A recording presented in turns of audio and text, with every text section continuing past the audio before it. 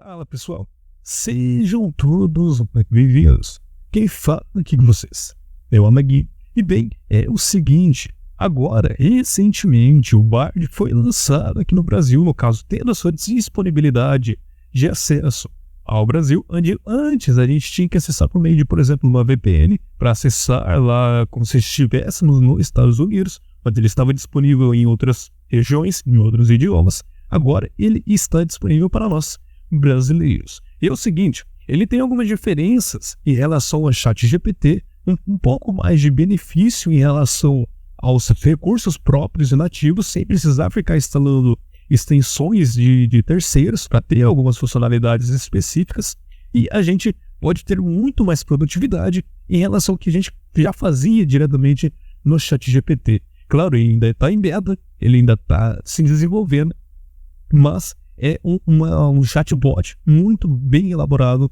e que futuramente, se o Google continuar desenvolvendo ele bem, quem sabe ele já não consegue ultrapassar aí a questão de usuários em relação ao ChatGPT. E é o seguinte, sem muito mais enrolação, eu já fiz alguns testes aqui no Bard, que é o nome do chatbot aqui criado pela Google, e a gente vai dar uma analisada aqui nas respostas que ele fez, que pode ser diferente para você conforme você for testando, porque ele vai aprendendo como todo chatbot faz.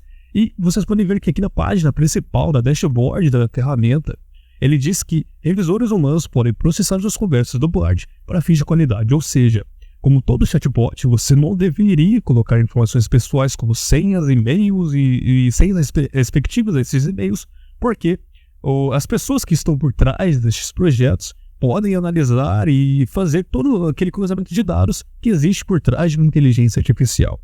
Mas isso é de praxe. Isso, todo chatbot acontece, você não deve fazer isso em nenhum lugar, basicamente.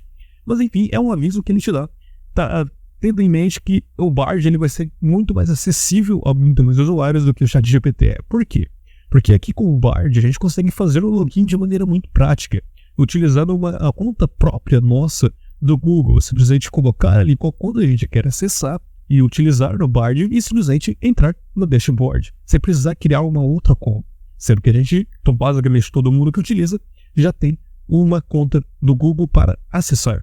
Sendo assim, eu tenho aqui essa conversa chamada de Oi, que eu estava conversando com ele, fazendo alguns testes, vendo qual a diferença dele para o ChatGPT, e é muito simples, é muito prático. Aqui no lado esquerdo a gente tem semelhanças com o ChatGPT, onde a gente consegue ter aqui pastas, digamos assim, de conversas que a gente vai tendo com ele para diferentes tipos de ações que o que a gente quer que o chatbot faça.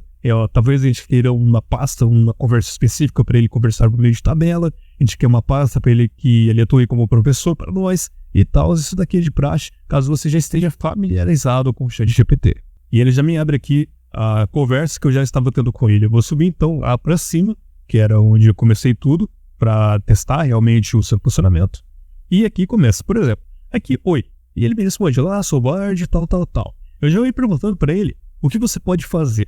E ele me dá uma explicação aqui muito básica, muito simples, que é basicamente o funcionamento de todo o chatbot, que ele tem uma enorme quantidade de dados, ele tem toda uma quantidade de dados que ele utiliza e tal. Mas uma diferença muito interessante em relação a dele com o próprio ChatGPT e outros chatbots é que ele, por padrão, ele já vem integrado com acesso à internet, pesquisa do próprio Google, digamos assim.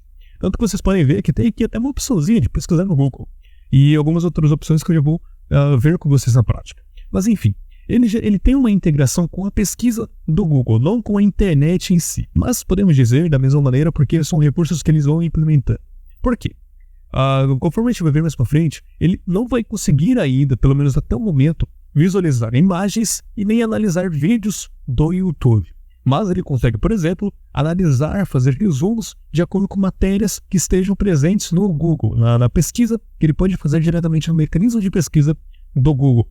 Então, por exemplo, até o momento ele consegue, se você dar uma notícia para ele, se você dar uma matéria para ele, você pode pedir com que ele faça um resumo, com que ele faça um outro artigo, com que ele escreva, com que ele traga os pontos principais daquela matéria. Mas se você pedir para ele analisar um vídeo, até o momento ele ainda não consegue. Mas creio que seja uma limitação que criaram dentro do Bard. Por quê? Ele tem esse acesso. Ele consegue fazer essa pesquisa sobre esses vídeos, mas ele ainda está limitado e quem sabe futuramente venha esses recursos novos. Porque, por exemplo, vou descer aqui um pouco. Eu pergunto sobre a diferença dele, ele fala que ele tem mais dados, ele tem mais cruzamento de dados, digamos assim, porque justamente essa questão dele estar integrado à pesquisa do Google, ele pode te dar informações um pouco mais precisas e, além disso, mais informações possíveis. E aí ele dá uma explicaçãozinha básica, se você quiser ler, só dá um pause e dar uma lida por cima. E aí eu pergunto para ele, na prática, você pode visualizar notícias online, vídeos no YouTube ou coisa do tipo? Ele diz aqui basicamente o seguinte, que ele não consegue ainda visualizar essas questões online, mas ele entendeu errado, porque é como se eu estivesse insinuando como que ele fosse uma pessoa, um ser, de visualizar, realmente de olhar. Mas aí ele dá uma explicaçãozinha depois, que é como se ele acessasse informações através da pesquisa, como eu falei para vocês, mas até o momento só com notícias, matérias de jornais, por exemplo. E ele também comenta aqui que ele consegue traduzir idiomas, ele gera textos e tal, de praxe de todo chatbot. E aí aqui começa a parte interessante da gente testar um pouco sobre o seu funcionamento. E eu pergunto para ele quem venceu a última Copa do Mundo. E ele me dá a resposta aqui correta, que a Argentina venceu a última Copa do Mundo, tal, 4-2, depois foi prorrogação. No caso da prorrogação em relação ao 4-2. E isso já é uma diferença muito grande em relação ao ChatGPT, onde com o ChatGPT, pelo menos na versão gratuita, não sendo no ChatGPT Plus, a gente não consegue ter esse acesso à internet. Somente pagando o ChatGPT para ter esse acesso à internet no ChatGPT 4. Ou, como eu já mostrei também aqui no vídeo do canal, a gente consegue trazer este acesso ao ChatGPT em relação à internet com uma extensão chamada de Web ChatGPT.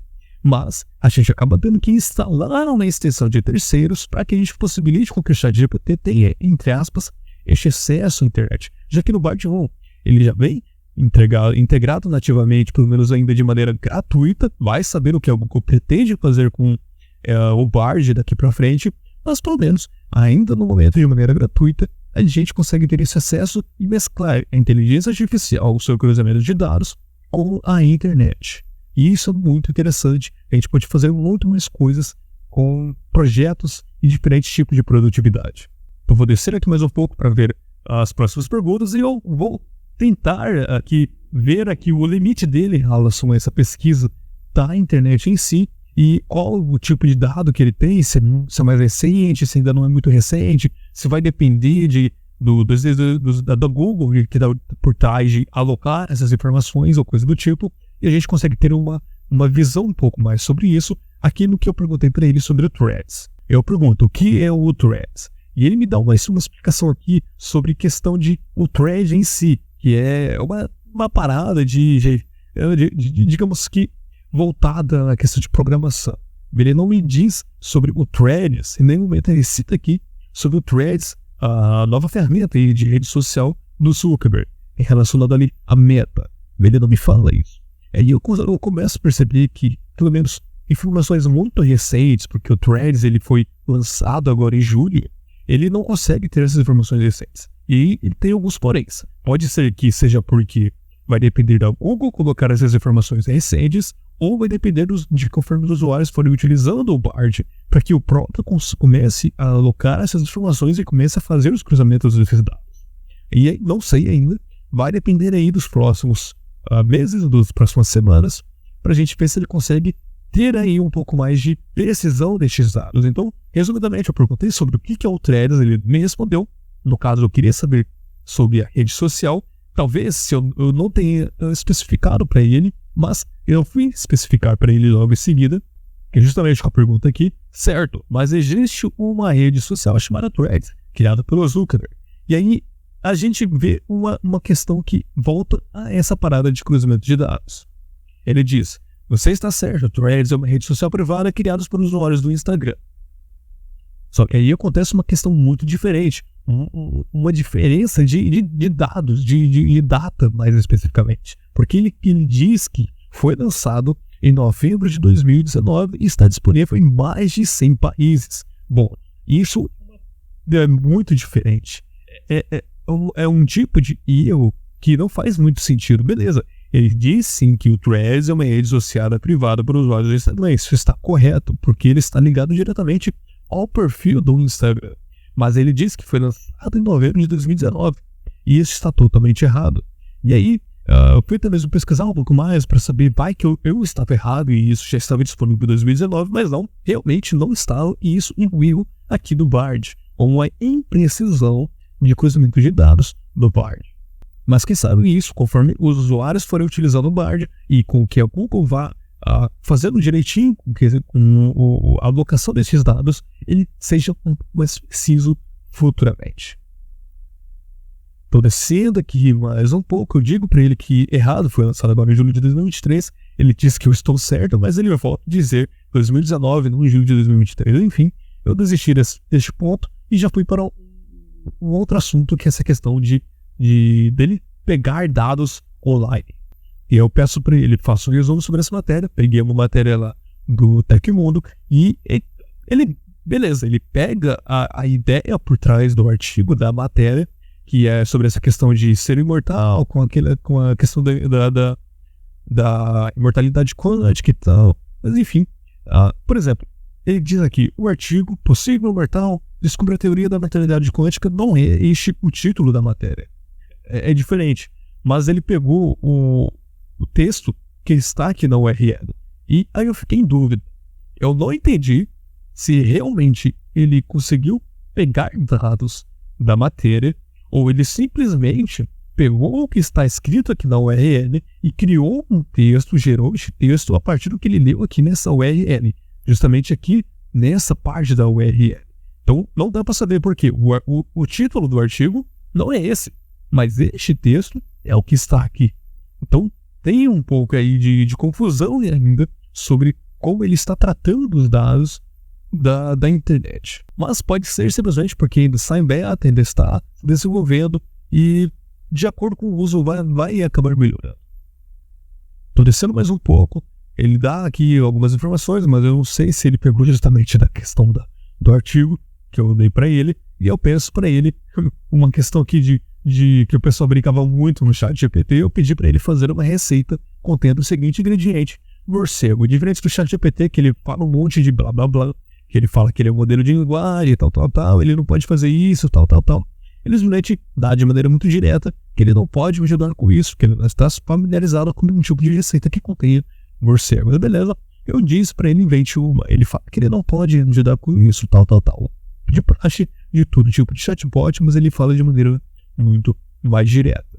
E aí, voltando novamente sobre essa questão da internet, eu pedi para ele fazer o resumo de um vídeo, peguei aqui um vídeo do canal do Tris, ele não entendeu, ele entendeu de maneira totalmente errada o que eu quis dizer para ele, mas ok, como eu já comentei, ele ainda não está conseguindo fazer isso de maneira prática ainda, mas continuando, eu tentei ver aqui como ele trabalharia em questão de tabelas, que a gente pode utilizar bastante, e aí eu pedi para ele, me ajude a estudar inglês, crie uma tabela. Nessa tabela, coloque na primeira coluna os verbos em inglês, na segunda coluna, coloque suas traduções. Ele fez de maneira muito simples, muito rápida e muito bem feita, digamos assim.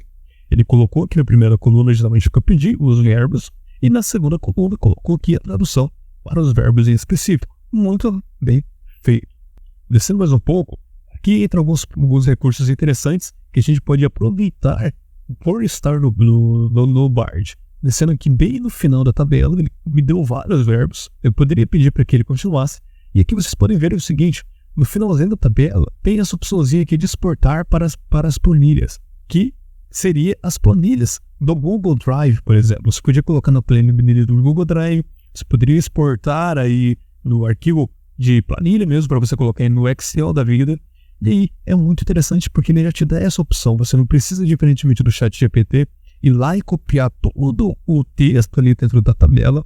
Você copiando e colando diretamente uma planilha. Então isso aqui já é um recurso muito interessante e diferente de outros chatbots. E a gente poderia mesclar justamente com isso aqui também, né? Essa opçãozinha aqui de compartilhar. Que a gente, ele dá algumas opções relacionadas a essa tabela, de, por exemplo, exportar para documentos do Google, que possivelmente iria lá para o Google Drive, e também criar aqui um e-mail para que você possa enviar diretamente essa tabela dentro, incorporado, digamos assim, em um e-mail. Vocês podem ver que essas opções vão mudar de acordo com o que a gente está pedindo para ele, de acordo com a resposta que ele está dando. E para ver um pouco mais do que ele pode fazer, eu pedi para que ele criasse um código em Python justamente sobre essa tabela em específico, para testar se realmente a capacidade do Bard. E ele veio aqui e justamente criou uma tabela perfeitinha em Python sobre essa questão aí dos verbos em inglês e suas traduções. Então, se eu quisesse utilizar este código aí no projeto, eu poderia vir aqui, clicar em copiar o código e ele vem aqui já tudo perfeitinho. E o interessante também é que ele mostra que o output, né, a saída do código, ou seja, o debug, aí o que aconteceria se este código fosse rodado, e justamente uma tabelinha sobre os verbos e suas traduções. Como eu comentei com vocês sobre a questão de compartilhar, que muda de acordo com a resposta, se eu fosse vir aqui neste código aqui de Python, que eu pedi para ele criar na questão de compartilhar, olha como já muda um pouco o contexto do que a gente pode fazer, os benefícios que a gente pode aproveitar. Onde antes vocês viam que existiam somente 2 opções, agora existem 4 opções no caso. Existe o exportar para o Colab e exportar para o Replit, que são ferramentas relacionadas a códigos, que são ferramentas que programadores utilizam. E isso é muito interessante porque acaba agilizando o processo de produtividade em si de muitas pessoas. E quem sabe no futuro eles não coloquem aqui, por exemplo, no GitHub, e você possa incorporar sua conta do GitHub ou coisa do tipo, mas enfim, por ser ferramenta já ligada diretamente ao próprio Google, os desenvolvedores que utilizam essas ferramentas podem ter muito benefício. Então, basicamente, eu quis fazer uns testes básicos, depois eu posso fazer outro vídeo testando de maneira muito mais aprofundada sobre o Bard e suas ferramentas, seus recursos, no caso, o que mais ele pode fazer em relação aos outros chatbots, mas isso é muito mais simples, muito mais prático do que outros que já estão disponíveis no mercado, além de estar ainda no momento de maneira gratuita. Sendo assim, eu indico que vocês façam seus testes, lembrando que caso vocês forem utilizar os mesmos prompts, vai dar a resposta diferente, porque ele vai se aprimorando de acordo com o que os usuários vão utilizando e de acordo com o tempo também. Mas eu espero que vocês tenham gostado, eu agradeço a sua audiência e até a